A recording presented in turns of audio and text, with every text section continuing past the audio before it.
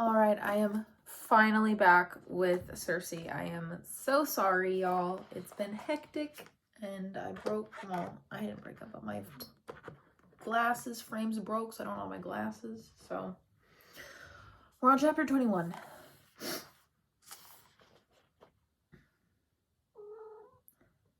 The winter storms came early that year.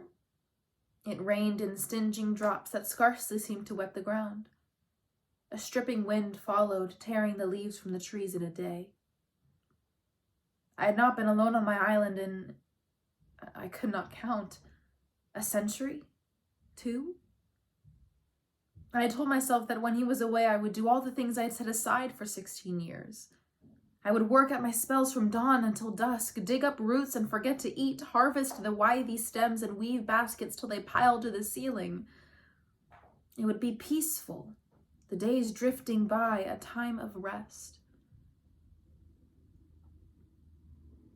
Instead, I paced the shore, gazing out as if I could make my eyes stretch all the way to Ithaca. I counted the moments, measuring each one against his journey. He would be stopping for fresh water now. Now he would be sighting the island. He would have made his way to the palace and knelt. Odysseus would... What? I had not told him I was pregnant before he left. I had told him so little. What would he make of a child come from us? It will be well, I assured myself. He is a boy to be proud of. Odysseus would see his qualities clearly, just as he had picked out Daedalus's loom. He would take him into his confidence and teach him all those arts of mortal men, swordplay, archery, hunting, speaking in council. Telegonus would sit at feasts and charm the Ithacans while his father looked on proudly. Even Penelope would be won over, and Telemachus. Perhaps he might find a place in their court, going back and forth between us and so make a good life. And what else, Circe? Will they ride griffins and all become immortal? The air smelled of frost, and 1 or 2 flakes trickled from the sky. 1,000 times I had crossed Aiaia's slopes. The poplars, black and white, lacing their bare arms. The cornels and apple trees with fallen fruits still shriveling on their roots.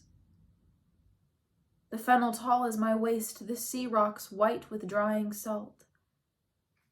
Overhead, the skimming cormorants called to the waves. Mortals like to name such natural wonders, changeless, eternal, but the island was always changing. That was the truth, flowing endlessly through its generations. 300 years and more had passed since I had come. The oak that creaked over my head I had known as a sapling. The beach ebbed and flowed, its curves changing with every winter season. Even the cliffs were different, carved by the rain and wind, by the claws of countless scrabbling lizards, by the seeds that stuck and sprouted in their cracks. Everything was united by the steady rise and fall of nature's breath. Everything except for me.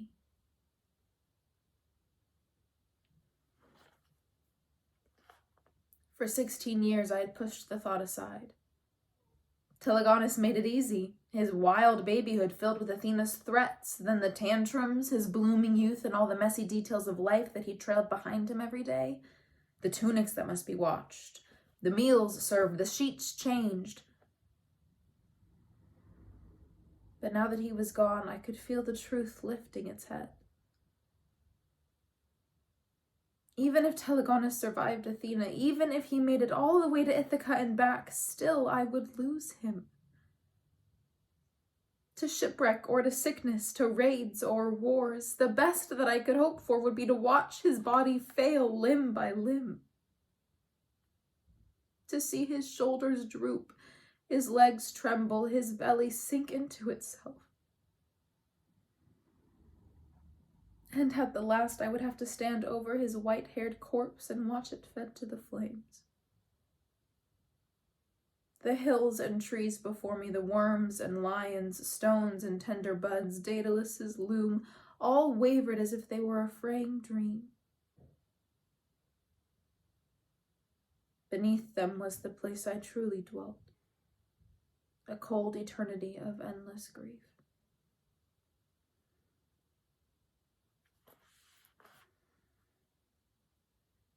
One of my wolves had begun howling. "Quiet," I said. But she kept it up, her voice rattling off the walls, grating at my ears.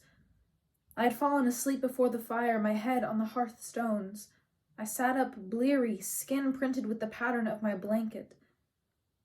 Through the windows streamed winter light, harsh and pale. It darted into my eyes and left shadows knee-deep on the ground. I wanted to sleep again. But she whined and howled, and at last I made myself get up. I went to the door and yanked it open. There! The wolf shoved past me and went racing across the clearing. I watched her go. Arcturus, we called her. Most of the animals did not have names, but she had been Telegonus's favorite. She angled upwards to the cliff that overlooked the shore. I left the door hanging and went after. I had not put on a cloak, and the rising storm winds buffeted me as I climbed the peak to where Arcturus stood. The seas were at their winter worst, dragging and gusting, white-topped, savage. Only utmost necessity would take sailor out. I stared, sure that I was wrong. But there it was, a ship. Telegonus's. I ran back down through the trees and the bare thorn thickets. Terror and joy jostled together in my throat. He is back. He is back too soon. There must have been some disaster. He is dead. He is changed. He collided with me among the laurels. I seized him, pulled him into my arms, pressing my face to his shoulder. He smelled of salt and felt broader than before. I clung to him, nerveless in my relief. "You are back already." He did not answer. I lifted my head and took in his face. It was haggard, bruised, and unslept, thick with misery. I felt alarm flash through me. "What is it? What is the matter?" "Mother, I have to tell you." He sounded as if he were choking. Arcturus pressed to his knee, but he did not touch her. All his body was cold and stiff. Mine had gone cold with it. "Tell me," I said. But he was at a loss. He had spun so many stories in his life, but this one stuck in him, like ore to its rock. I took his hand. "Whatever it is, I will help." "No," he jerked away from me. "Do not say that. You must let me speak." His face was gray, as if he had swallowed poison. The winds still blew, twisting at our clothes. I felt nothing but those bare inches between us. "He was gone when I arrived. My father," he swallowed. "I went to the palace and they said it was some hunting trip. I did not stay there. I stayed on the boat as you told me to." I nodded. I was afraid he would break if I said a word. "In the evenings I would walk the beach a little. I took a spear always. I did not like to leave it in the boat. I did not want—" A spasm passed over his face. "It was sunset when the boat came driving in. A small craft like mine, but piled with treasures.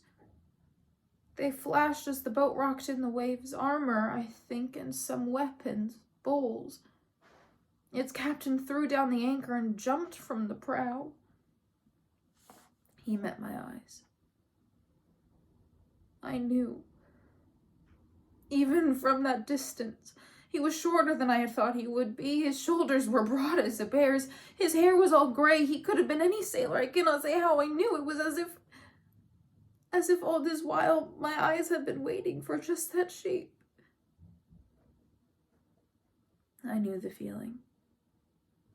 It is how I had felt first looking down at him in my arms. I called out to him, but he was already moving towards me. I knelt, I thought.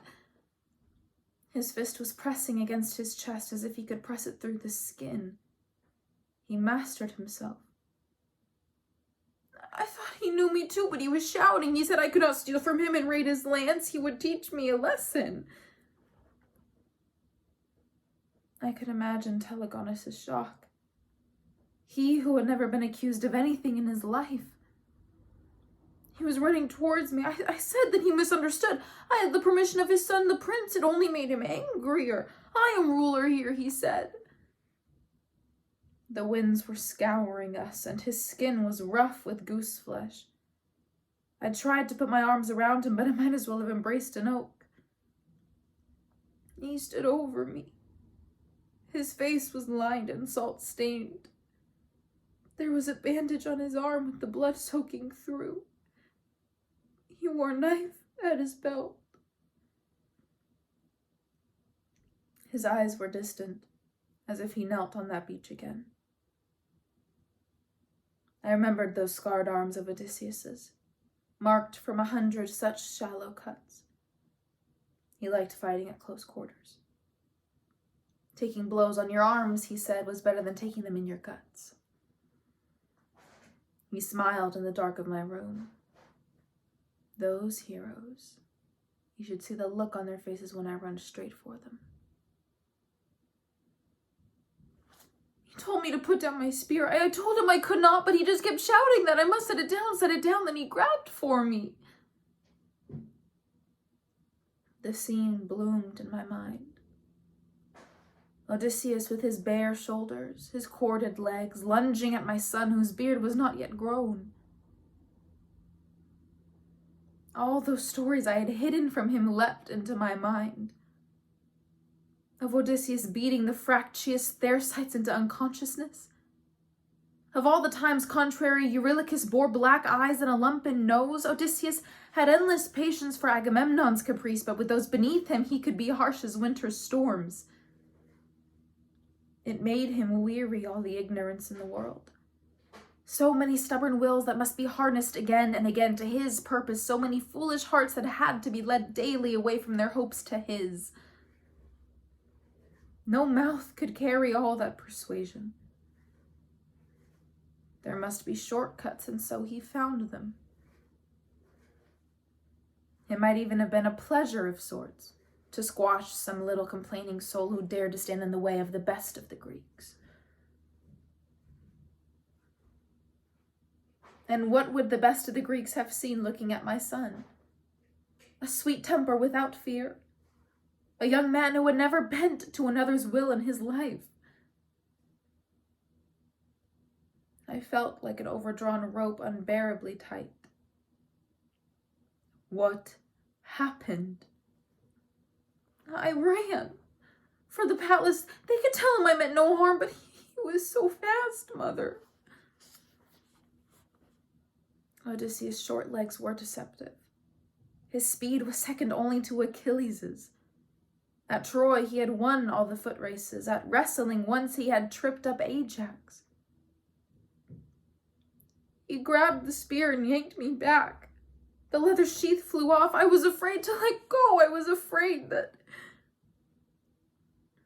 Telegonus stood before me living, but I felt the belated wash of panic. How close it had been. If the spear had twisted in his grip, had grazed him. And then I knew. I knew then.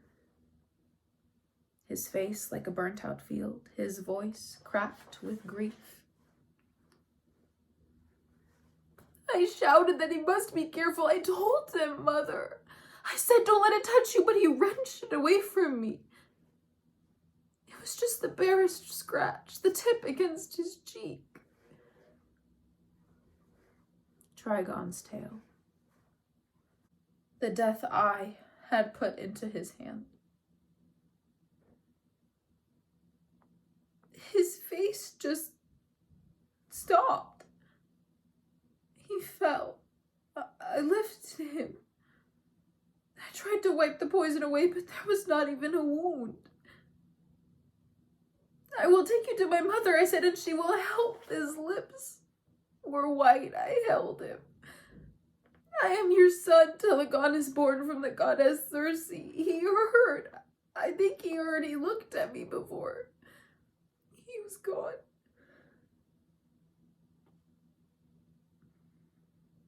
My mouth was empty. All was coming clear at last. Athena's armored desperation, her stiff face saying we would be sorry if Telegonus lived. She feared he would hurt someone that she loved, and whom did Athena love most? I pressed my hand to my mouth. Odysseus. He shrank from the word like a curse. I tried to warn him, I tried. He choked off. The man I had lain with so many nights, dead from the weapon I had sent, dead in my son's arms. The fates were laughing at me, at Athena, at all of us. It was their favorite bitter joke. Those who fight against prophecy only draw it more tightly around their throats. The shining snare had closed, and my poor son, who had never harmed any man, was caught. He had sailed home all those empty hours with this crushing guilt on his heart. My hands were numb, but I made them move. I took him by the shoulders. Listen, I said, listen to me. You cannot blame yourself. It was fated long ago, fated 100 different ways. Odysseus told me once he was destined to be killed by the sea. I thought it meant shipwreck. I did not even consider anything else. I was blind. You should have let Athena kill me. His shoulders were fallen, his voice dull. No! I shook him, as if I could throw off that evil thought. I never would have. Never. Even if I knew then. Are you listening to me? The desperation scraped in my voice. You know the stories. Oedipus, Paris, their parents tried to murder them, yet still they lived to bear their fates. This was always the path you walked. You must take comfort in that. Comfort? He looked up. He is dead, Mother. My father is dead. My old mistake, running so quickly to help him that I did not stop to think. Oh, son, I said, it is agony. I feel it too. He wept. My shoulder grew wet against his face. Beneath the bare branches we grieved together, for the man I had known and the man he had not. Odysseus's wide plowman's hands, his dry voice drawing with precision the follies of gods and mortals, his eyes which saw everything and gave away so little, all perished. We had not been easy, but we had been good to each other. He had trusted me, and I him when there was no one else. He was half of my son.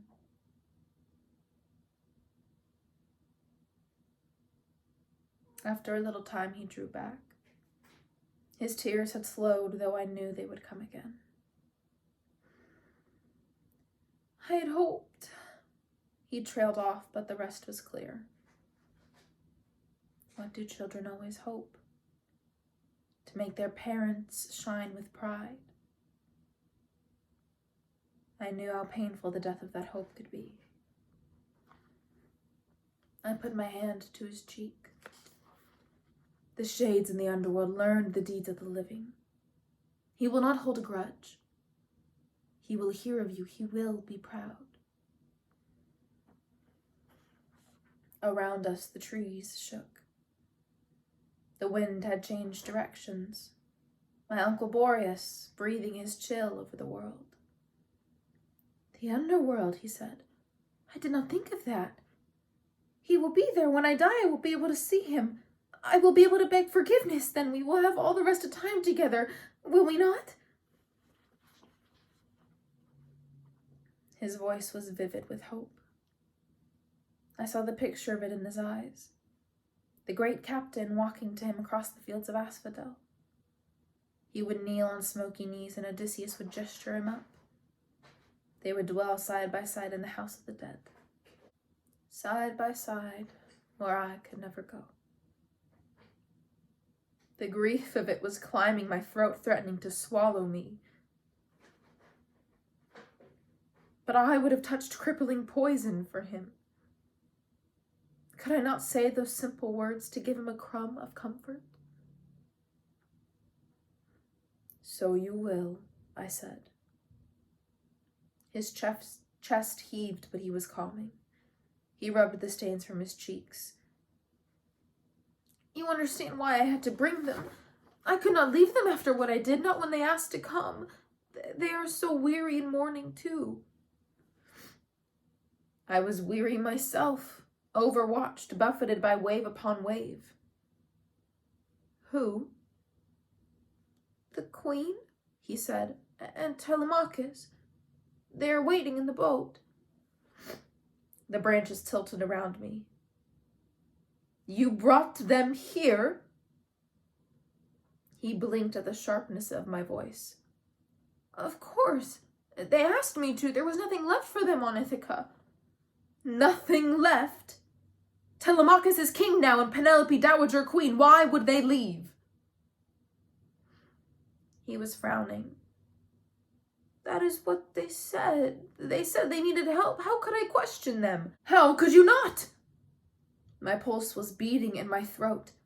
I heard Odysseus as if he stood beside me. My son will hunt down those men who laid me low. He will say, you dared to spill the blood of Odysseus, and now yours is spilled in turn. Telemachus has sworn to kill you. He stared at me. All the stories he had heard of avenging sons, and it was still a surprise to him. No, he said slowly. If he wanted to, he could have done it on the way. That is proof of nothing, I said. My voice was jagged. His father had 1,000 wiles, and the first of them was to pretend friendship. Perhaps he means to try to harm us both. Perhaps he wants me to watch you fall. A moment ago, we had held each other. But now he stepped back. That is my brother you speak of, he said. That word, brother, on his lips. I thought of Ariadne reaching out her hand to the Minotaur and the scar on her neck. I have brothers too, I said. Do you know what they would do if I were in their power? He's the only blood of my father's left in the world. I will not turn them away. His breaths were harsh upon the air. I cannot undo what I have done, but at least I can do this. If you will not have us, I will go. I will take them somewhere else. He would do it, I had no doubt. Take them far away.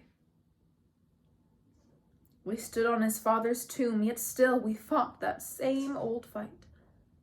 Gods and fear, gods and fear. I felt that old rage rising in me, the one that swore it would burn down the world before I let any harm come to him. With it, I had faced Athena and held up the sky. I had walked into the lightless deeps. There was a pleasure to it, that great hot rush through me. My mind leapt with images of destruction. The earth sent spiraling into darkness, islands drowned in the sea, my enemies transformed and crawling at my feet. But now, when I sought those fantasies, my son's face would not let them take root. If I burned down the world, he would burn with it.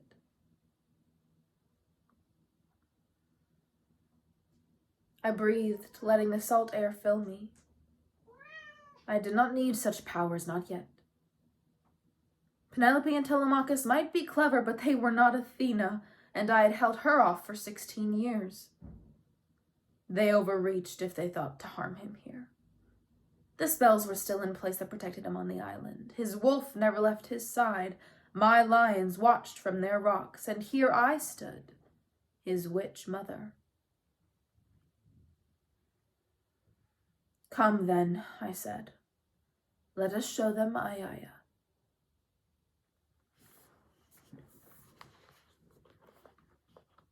They waited on the deck. Behind them, the pale circle of sun glowed against the cold sky, casting their faces in shadow. I wondered if they had planned that. Odysseus had told me once that half of a duel is maneuvering around the sun, trying to get the light to stab at your enemy's eyes.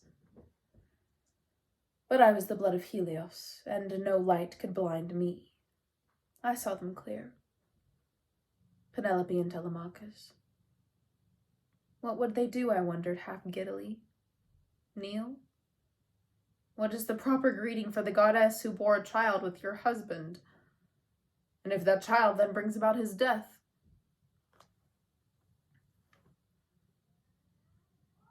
Penelope inclined her head. You honor us, goddess. We thank you for your shelter. Her voice was smooth as cream, her face calm as windless water. Very well, I thought. That is how we will do it. I know the tune. You are my honored guest, I said. Be welcome here. Telemachus wore a knife at his waist. It was the kind men used for gutting animals. I felt my pulse leap. Clever. A sword, a spear, these are articles of war, but an old hunting blade, with its grip unraveling, passes without suspicion. And you, Telemachus, I said. His head jerked a little at his name. I thought he would have looked like my son, brimming with youth and flashing grace. But he was narrow, his face still and serious. 30 years he would have been. He looked older. He said, Has your son told you of my father's death? My father. The words hung in the air like a challenge. His boldness surprised me. I had not expected it from such a look. He has, I said. I grieve for it. Your father was a man about whom songs are made. A stiffening across Telemachus's face. Anger. I thought that I would dare to speak his father's epitaph. Good. I wanted him angry. He would make mistakes that way. Come, I said. The wolves flowed, silent and gray, around us. I strode ahead. A breathing pace I wanted before they occupied my house and hearth. A moment to plan. Telegonus was carrying the bags he had insisted. They had not brought much, scarcely the wardrobe of a royal family, but then Ithaca was not Knossos. I could hear Telegonus behind me, pointing out the treacherous places, the slippery roots and rocks. His guilt was thick in the air as winter mists. At least their presence seemed to distract him, pull him out of despair. He had touched my arm on the beach, whispering, She is very weak. I think she has not been eating. You see how thin she is? You should keep the animals back, and simple food. Can you make broth? I felt as if I were untethered from the earth. Odysseus was gone, and Penelope was here, and I must make her broth. After all those times I had spoken her name, at last she was summoned. Vengeance, I thought, it must be. What other purpose would bring them? They reached my door. Our words were cream still. Come in, thank you. Will you eat? You are too kind. I served the meal, broth indeed, platters of cheese and bread, wine. Telegonus heaped their plates, kept an eye on their cups. His face was still taut with that guilty attendance. My boy, who had presided so skillfully over a boatload of sailors, now hovered, watching like a dog, hoping for any morsel of forgiveness. It was dark by then, the tapers lit. The flames shook with our breaths. "Lady Penelope," he said, "do you see that loom I told you of? I'm sorry you had to leave yours behind, but you may use this one any time you like if my mother agrees." Under other circumstances, I would have laughed. It was an old saying, weaving at another woman's loom is like lying with her husband. I watched to see if Penelope would flinch. "I am glad to see such a wonder. Odysseus told me of it often." Odysseus. The name was naked in the room. I would not quail if she would not. "Then perhaps," I said, "Odysseus told you that also Daedalus himself made it. I have never been a weaver worthy of such a gift, but you are famed for your skill. I hope you will try it." "You are too kind," she said. "I'm afraid whatever you have heard is much exaggerated." And so it went. There were no tears, no recriminations, and Telemachus did not lunge across the table. I watched his knife, but he wore it like he did not know it was there. He did not speak, and his mother spoke only rarely. My son labored on, filling up the silence, but with every moment I saw his grief rising. He grew dull-eyed. A faint convulsive tremor had begun passing over him. "You are overtaxed," I said. "I will take you to your beds." It was not a question. They rose, Telegonus swaying a little. I showed Penelope and Telemachus their rooms, brought them water to wash with, and saw their doors shut. I followed my son and sat beside him on the bed. "I can give you a draught to sleep," I said. He shook his head. "I will sleep." In his despair and fatigue, he was pliant. He let me hold his hand and draw his head down onto my shoulder. I could not help finding a little pleasure in it. He so rarely allowed me such closeness. I stroked his hair, a shade lighter than his father's. I felt the shiver run through him again. "Sleep," I murmured, but he already did. I lowered him gently onto the pillow, pulling up the blanket and spinning a spell over the room to dull noise, to douse light. Arcturus panted at the bed's end. "Where are the rest of your fellows?" I said to her. "I would have them here too." She looked at me with pale eyes. "I am enough." I closed the door behind me and walked through the night shadows of my house. I had not sent my lions away after all. It was always instructive to see how people would take them. Penelope and Telemachus had not faltered. My son had warned them, perhaps. Or was it something Odysseus had mentioned? The thought sent an eerie chill through me.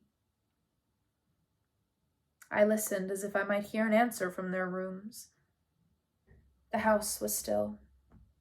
They slept, or else kept to their thoughts in silence. When I stepped into my dining hall, Telemachus was there. He stood in the room's center, poised as an arrow nocked to its string. The knife gleamed at his waist. So, I thought, it comes. Well, it would be on my terms. I walked past him to the hearth. I poured a cup of wine and took my chair. All the while, his eyes followed me. Good. My skin felt shot through with power like the sky before storm. "I know you plan to kill my son." Nothing moved but the flames in the hearth. He said, "How do you know it?" "Because you are a prince and the son of Odysseus. Because you respect the laws of gods and men. Because your father is dead and my son the cause. Perhaps you think to try your hand at me as well. Or did you just want me to watch?" My eyes shone and made their own shadows. He said, "Lady, I bear neither you nor your son ill will." How kind, I said. I am completely reassured.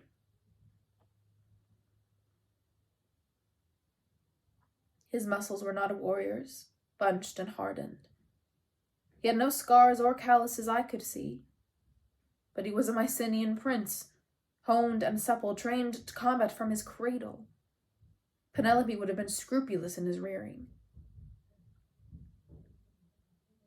How may I prove myself to you? His voice was grave.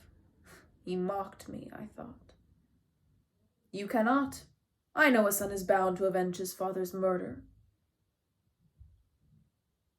I do not deny that. His gaze did not waver. But that only holds if he was murdered. I lifted an eyebrow. You say he was not, yet you bring a blade into my house. He looked down as if surprised to see it. It is for carving, he said. Yes, I said, I imagine so. He drew the knife from his belt and slid it down the table. It made a raw, juddering sound. It was on the beach when my father died, he said. I had heard the shouts and feared a confrontation. Odysseus was not welcoming in recent years. I came too late, but I saw the end. He had wrested away the spear. It was not by Telegonus' hand that he died. Most men do not look for reasons to forgive their father's death. I cannot speak for those men, he said. To insist upon your son's fault would be unjust. It was a strange word to hear on his lips. It had been one of his father's favorites. That wry smile, his hand uplifted. What can I say? The world is an unjust place. I considered the man before me. In spite of my anger, there was something in him that compelled. He showed no courtly polish. His gestures were simple, even awkward. He had the grim purpose of a ship battened against a storm. You should understand, I said, that any attempt to harm my son would fail. He cast an eye to the lions in their heaps. I think I can understand that. I had not expected it of him, that dryness, but I did not laugh. You told my son there was nothing left for you on Ithaca. We both know a throne waits there. Why are you not in it? I am not welcome on Ithaca now. Why? He did not hesitate. Because I watched while my father fell. Because I did not kill your son where he stood, and after, when the pyre burned, I did not weep. The words were calm, but they had a heat to them like fresh coals. I remembered the look that had passed over his face when I had spoken of honoring Odysseus. You do not grieve for your father. I do. I grieve that I never met the father everyone told me I had. I narrowed my eyes. Explain. I am no storyteller. I am not asking for a story. You have come to my island. You owe me the truth. A moment passed, and then he nodded. You will have it. I had taken the wooden chair, so he took the silver, his father's old seat. And it had been one of the first things that had caught my eye about Odysseus, how he'd lounged there like it was a bed. Telemachus sat up straight like a pupil called to recitation. I offered him wine. He declined. When Odysseus had not come home after the war, he said, suitors had begun to arrive seeking Penelope's hand. Scions of Ithaca's most prosperous families and sons of the neighboring islands looking for a wife and a throne if they could get it. She refused them, but they lingered in the palace year after year, eating up our stores, demanding my mother choose one of them. She asked them to leave again and again, but they would not. The old anger still burned in his voice. They saw we could do nothing to them, a young man and woman alone. When I reproached them, they only laughed. I had known such men myself. I had sent them to my sty. But then Odysseus had returned, 10 years after he sailed from Troy, 7 after he left Aiaia.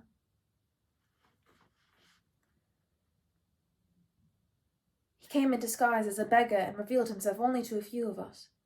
We devised an opportunity, a test of the suitor's mettle. Whoever could string the great Odysseus's bow would win my mother's hand. One by one the suitors tried and failed. At last he stepped forward. In a single motion he strung the bow and put an arrow through the throat of the worst among them.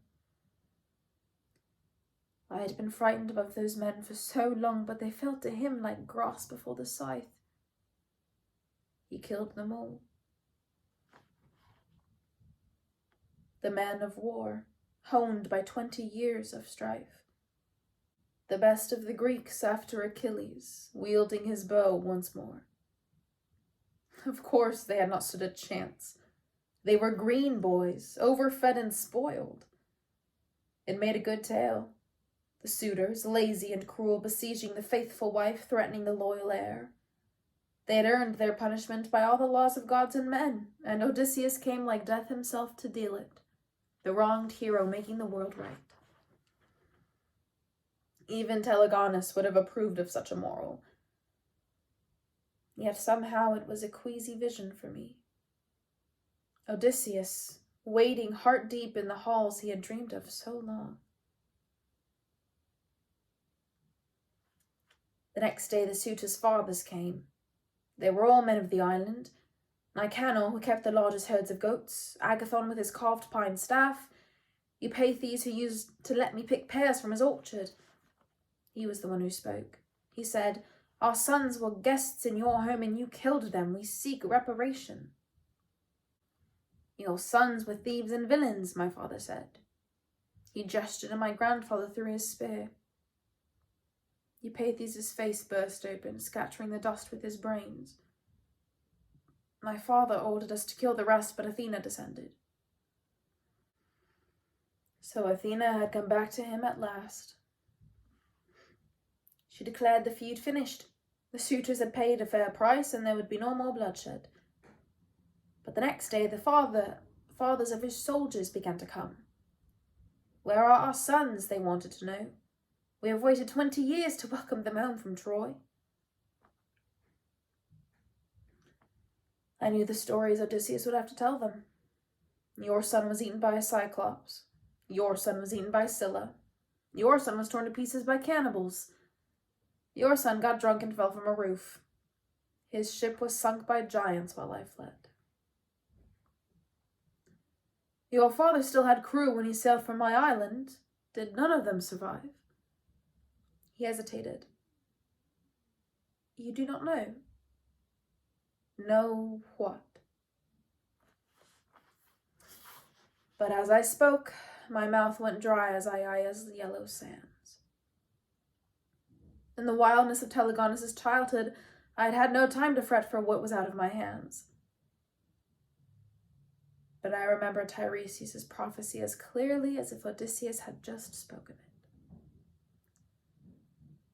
"The cattle," I said. "They ate the cattle." He nodded. "Yes." A year those eager, reckless men had lived with me. I had fed them, cared for their illnesses and scars, taken pleasure in watching them mend. And now they were wiped from the earth as if they had never lived. "Tell me how it happened." As their ship was passing Thrinacia, a storm blew in and forced them to land. My father kept watch for days, but the storm went on, stranding them, and last my father had to sleep. That same old story. While he slept, his men killed some of the cows. The 2 nymphs who guard the island witnessed them and went to... He hesitated again. I saw him consider those words. Your father. Lord Helios. When my father set sail again, the ship was blasted to pieces. All the men drowned. I could imagine my half-sisters with their long golden hair and pointed eyes, bent on pretty knees. "Oh, father, it was not our fault. Punish them." As if he had ever needed urging. Helios and his endless wrath. I felt Telemachus's eyes on me. I made myself lift my cup and drink. "Go on. Their fathers came." Their fathers came, and when they learned their sons were dead, they began demanding their sons' shares of the treasure won fighting at Troy. Odysseus said it was all at the bottom of the sea, but the men did not give up. They came again and again, and each time my father's rage grew. He beat Nicanor about the shoulders with a stick. Clytos he knocked down. You want the true story of your son? He was a fool and a braggart. He was greedy and stupid and disobeyed the gods.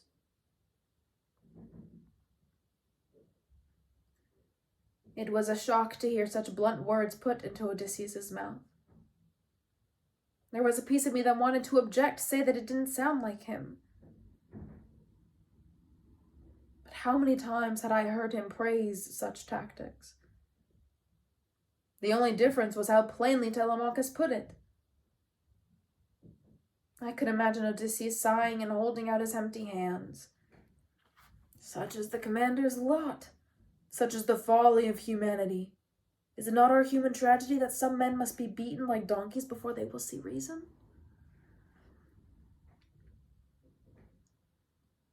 They stayed away after that, but still my father brooded. He was sure they were plotting against him. He wanted sentries posted all around the palace day and night. He talked of training dogs and digging trenches to catch villains in the dark. He drew up plans for a great palisade to be built, as if we were some war camp. I should have said something then, but I still hoped it would pass. And your mother, what did she think? I do not claim to know what my mother thinks. His voice had stiffened. They had not spoken to each other all night, I remembered. She brought you up herself. You must have some idea. There is no one who can guess what my mother is doing until it is done. There was not just stiffness in his voice now, but bitterness. I waited. I had begun to see that silence prompted him better than words. There was a time we shared every confidence, he said. We plotted each night's strategy against the suitors together. If she could come down or not, speak haughtily or conciliate, if I should bring out the good wine, if we should stage for them some confrontation. When I was a child, we were together every day. She would take me swimming, and afterwards we would sit beneath a tree and watch the people if they could go about their business. Each man or woman who passed, she knew their history and would tell it to me, for she said that you must understand people if you would rule them. Telemachus's gaze was fixed upon the air.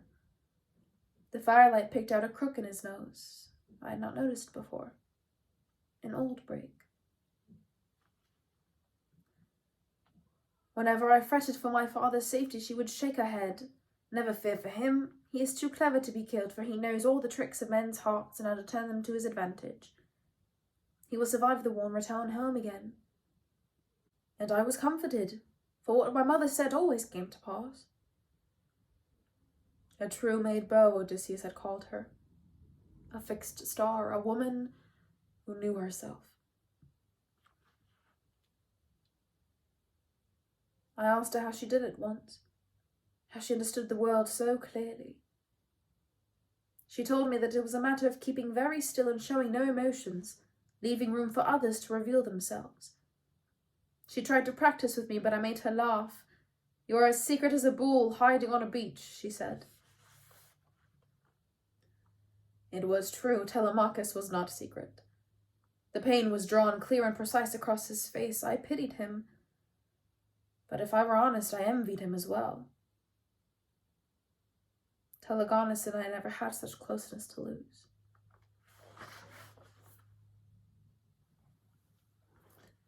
Then my father came home and all of that was wiped away. He was like a summer storm, lightning bright across a pale sky. When he was there, everything else faded. I knew that trick of Odysseus's. I had seen it each day for a year. I went to her the day he beat Nicanor. I fear he goes too far, I said. She would not even look away from her loom.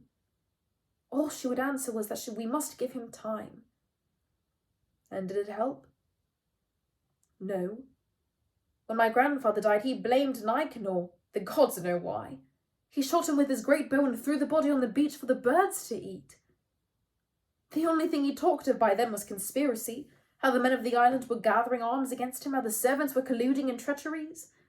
At night he paced the hearth, and every word from his mouth was guards and spies, measures and countermeasures.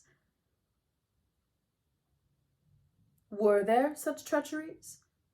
A revolt in Ithaca? He shook his head. I don't have time for that. Rebellion is for prosperous islands, or else those so ground down they have no other choice. I was angry by then. I told him that there was no conspiracy, there never had been, and he would do better saying 3 kind words to our men than plotting how to kill them. He smiled at me. Do you know, he said, that Achilles went to war at 17? And he was not the youngest man at Troy. Boys of 13, 14 all did themselves proud in the field. I have found that courage is not a matter of age, but true made spirit.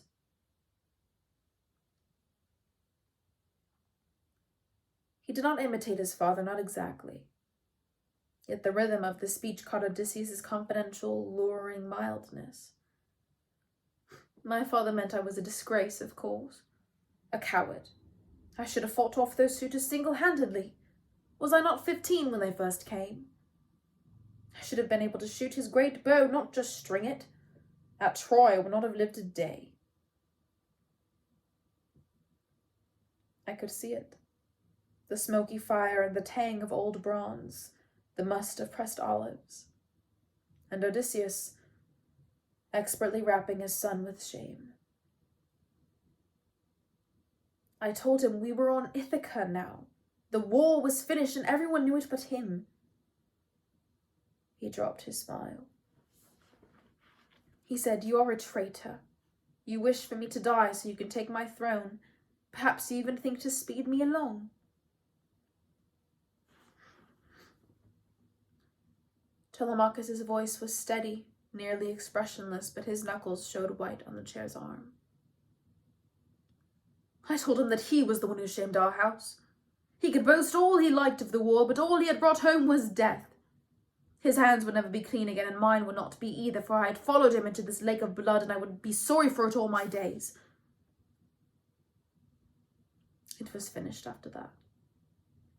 I was shut from his counsels. I was barred from the hall. I heard him shouting at my mother that she had nursed a viper. The room was silent. I could feel the place where the fire's warmth faded and died against the winter air. The truth is, I think he would have preferred me as a traitor.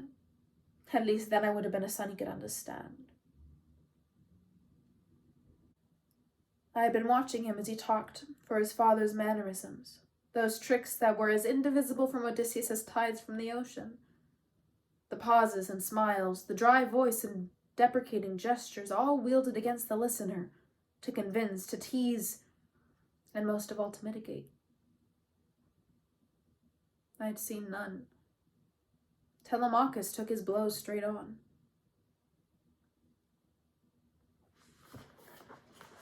I went to my mother after that, but he had set guards to keep me out, and when I shouted past them, she said I must be patient and not provoke him. The only person who would speak to me was my old nurse, Euryclea, who had been his nurse as well.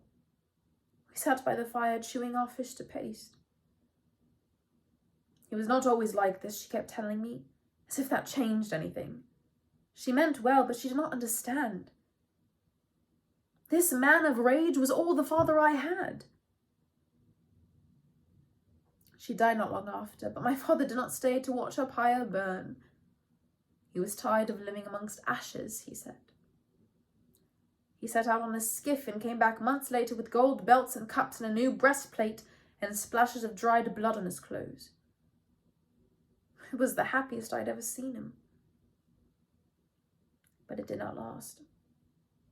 By the next morning, he was railing about the smoky hall in the clumsiness of the servants.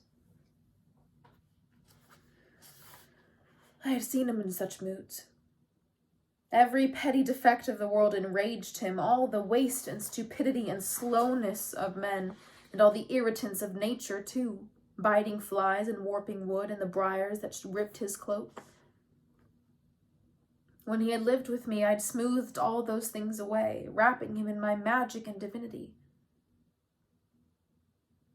Perhaps that is why he had been so happy. An idyll I had called our time. Illusion might have been a better word. After that, he went on some raid every month.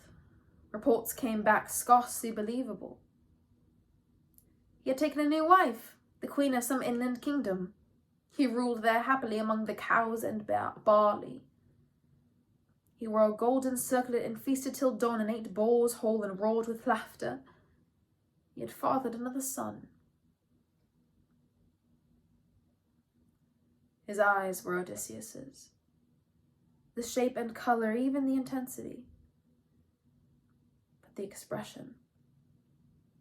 Odysseus's gaze was always reaching out, cajoling. Telemachus held fast to himself. Was any of it true? He lifted his shoulders, let them drop. Who can say? Perhaps he started the rumors himself to wound us. I sent a message to my mother that the goats needed extra tending and went to live in an empty hut on the hillside. My father could plot and rage, but I did not have to see it. My mother could eat one piece of cheese all day and let her eyes turn grey on her loom, but I did not have to see that either. In the fire, the logs had burnt down. The remains glowed white, scaled with ash.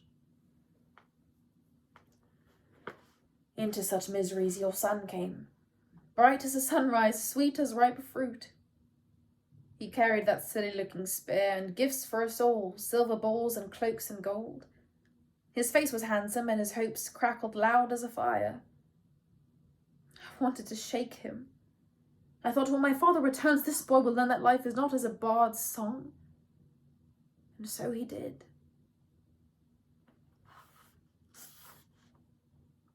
The moon had lifted away from the windows and the room was draped in shadows. Telemachus's hands rested on his knees. You were trying to help him, I said. That is why you went down to the beach. His eyes were on the fire's ashes. He did not need me, as it turned out.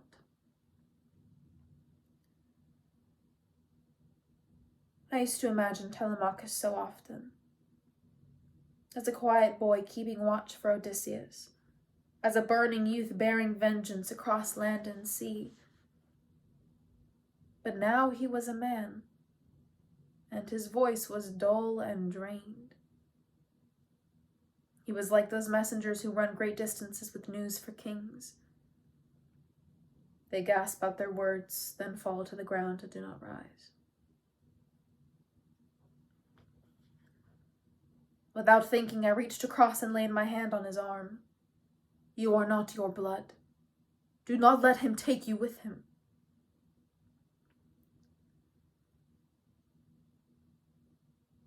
He looked down at my fingers a moment, then up into my face. You pity me? Do not. My father lied about many things, but he was right when he called me a coward. I let him be what he was for year after year, raging and beating the servants, shouting at my mother and turning our house to ash. He told me to help him kill the suitors, and I did it. Then he told me to kill all the men who had aided him, and I did that too. Then the then commanded me to gather up all the slave girls who had ever lain with one of them and make them clean the blood-soaked floor. And when they were finished, I was to kill them as well. The words jolted me. The girls would have had no choice. Odysseus would have known it. Odysseus told me to carve them into joints like animals. His eyes held mine. Do you disbelieve it?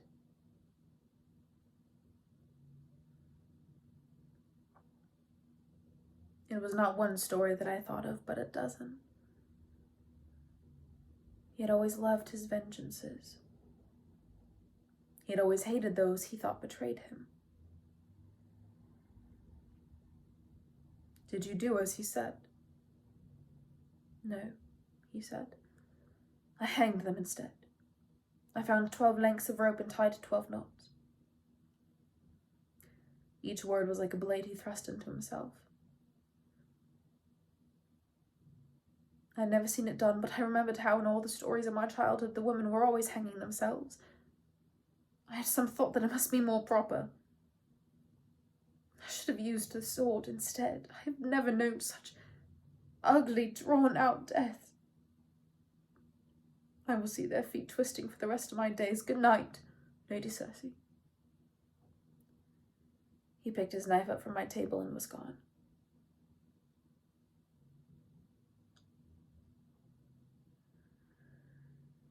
The storm had passed, and the night sky was clear again.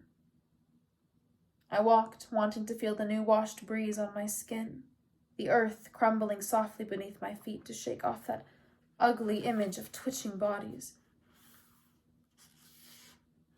Overhead my aunt sailed, but I did not trouble with her anymore. She liked to watch lovers, and I had not been one of those for a long time. Perhaps I had never been.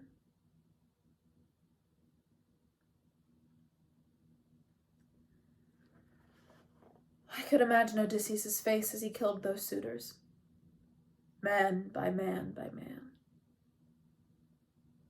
I had seen him chop wood. He did it in one swift motion clean through. They would have died at his feet, their blood staining him to the knees. He would note it, coolly, distantly, like the click of a counter. Done. The heat would have come after. When he had stood over the motionless slaughter yard and felt his rage still brimming and unspent. So he would have fed more into it, like logs to keep a fire going. The men who had aided the suitors, the slaves who had lain with them, the fathers who dared to speak against him. On and on he would have gone if Athena had not intervened.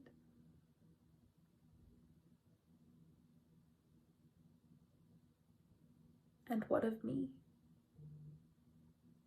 How long would I have gone filling my sty if Odysseus had not come? I remembered the night he had asked me about the pigs. Tell me, he had said, how do you decide which man deserves a punishment and which does not? How can you judge for certain this heart is rotted and this one is good? What if you make a mistake?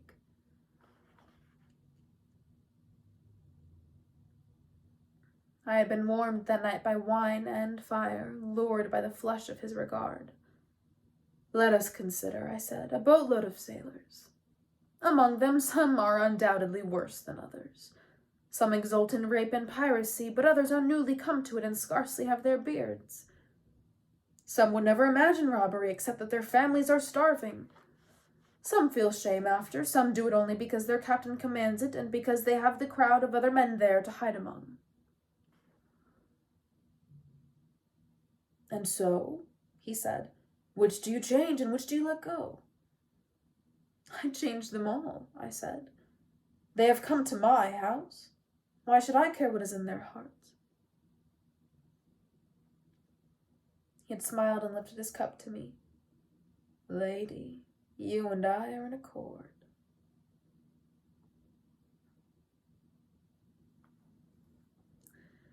An owl passed its wings over my head. I heard the sound of scuffling brush, the beak snap. A mouse had died for its carelessness. I was glad Telemachus would not know of those words between me and his father. At the time I had been boasting, showing off my ruthlessness. I had felt untouchable, filled with teeth and power. I scarcely remembered what that was like. Odysseus' favorite pose had been to pretend that he was a man like other men, but there were none like him. And now that he was dead, there were none at all. All heroes are fools, he liked to say. What he meant was all heroes but me. So who could correct him when he erred? He had stood on the beach looking at Telegonus and believing him a pirate. He had stood in his hall and accused Telemachus of conspiracy, 2 children he had had, and he had not seen either clearly. But perhaps no parent can truly see their child. When we look, we see only the mirror of our own faults.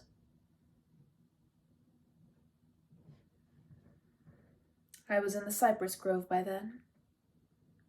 The branches showed black in the darkness, and as I passed, the needles brushed my face, and I felt the faint sticky catch of their sap. He had liked this place. I remember him running his hand along a trunk. It was one of my favorite things about him, how he admired the world like a jewel, turning its facets to catch the light. A well-made boat, a well-grown tree, a well-told story, these were all pleasures to him.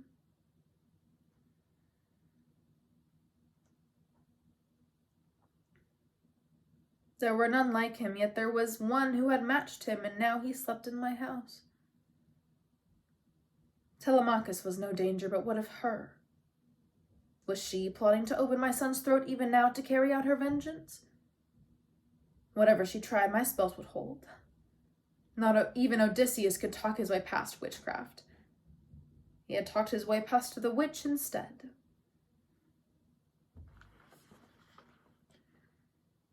The dew was gathering on the grass. My feet were cool and silver with its touch. Telemachus would be in his bed, watching this same dark, seeing the faint tattering at its eastern edge. I thought of his face when he had spoken of hanging the slave girls, how he had held the memory to his skin like a burning brand. I should have said more to him, I thought. I could have told him that he was not the first man led to kill for Odysseus' sake. There had once been a whole army who bent their spears to that task. I scarcely knew Telemachus, but somehow I did not think that would be a comfort. I could see the acid on his face. You will pardon me if I do not rejoice at being one in a long line of villains.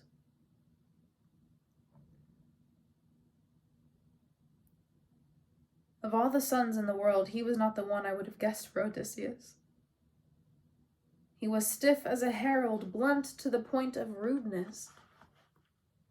He carried his wounds openly in his hands. When I had reached for him, there had been an emotion on his face I could not quite name. Surprise tinged with something like distaste. Well, he did not have to fear. I would not do it again. That was the thought that carried me home.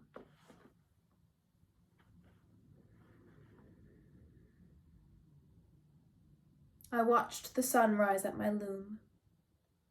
I set out bread and cheese and fruit, and when I heard my son stir, I went to his door. I was relieved to see his face was not so dull, but the grief was still there, the heavy knowledge. My father is dead.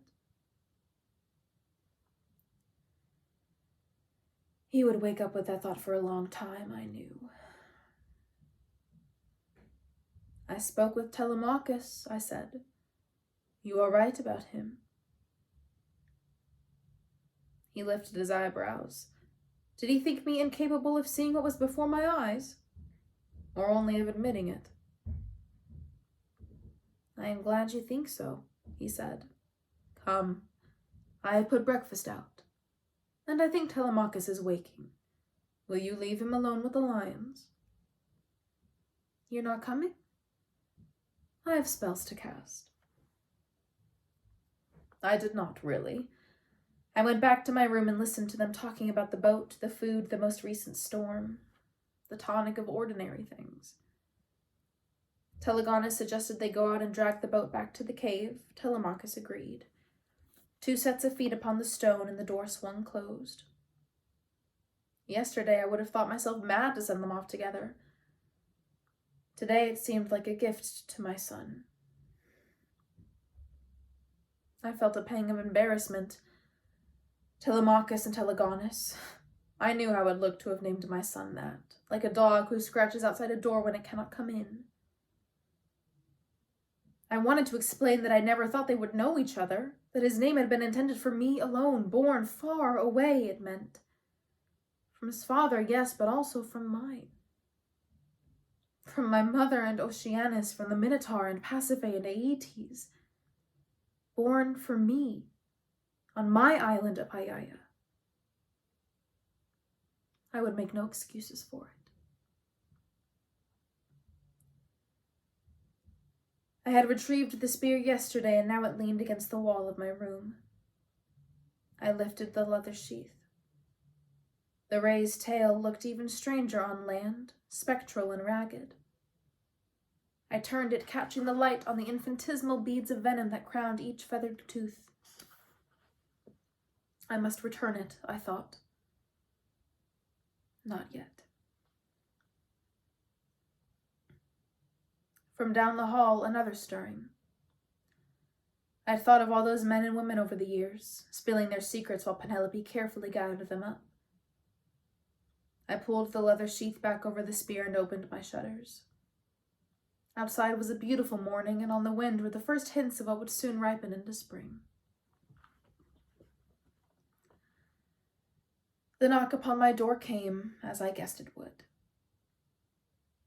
"Open," I said. She was framed in my doorway, wearing a pale cloak over a gray dress, as if she were wrapped in spider silk.